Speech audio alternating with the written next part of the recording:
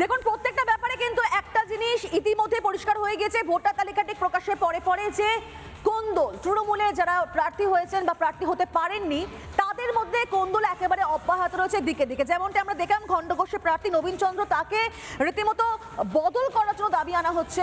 অন্য কোনো জায়গাতে কিন্তু একই ছবি দেখা যাচ্ছে। যখন তৃণমূলের প্রার্থী তালিকা প্রকাশ হলো তারপরে সাধারণ মানুষ, কর্মী সমর্থকরা প্রত্যেকে এইভাবে ক্ষোভে ফেটে পড়লেন। দেখুন ছবি। প্রার্থী নিয়ে বিক্ষোভ সামাল দিতে নাজেহাল তৃণমূল।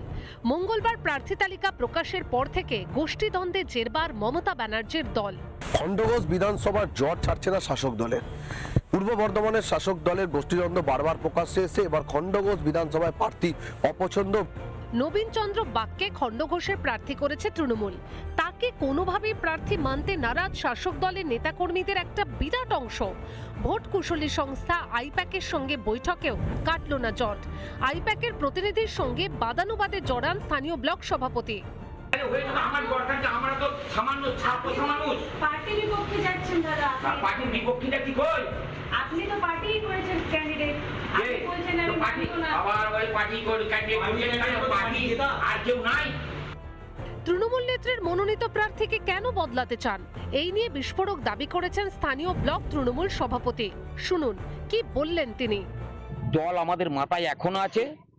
আমরা শুধু একজন দুর্নীতিগ্রস্ত মানুষকে আমাদের চাই না। আমরা এই ধরনের দুর্নীতিগ্রস্ত মানুষ আমরা দরকার নাই আমাদের।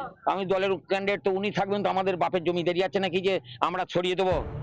অন্যদিকে প্রার্থী না হতে পেরে কার্যত রাজনৈতিক সন্ন্যাসের ইঙ্গিত দিয়েছেন কুলটির বিদায়ী তৃণমূল বিধায়ক। আমার খেলা শেষ হয়েছে, খেলা শেষ।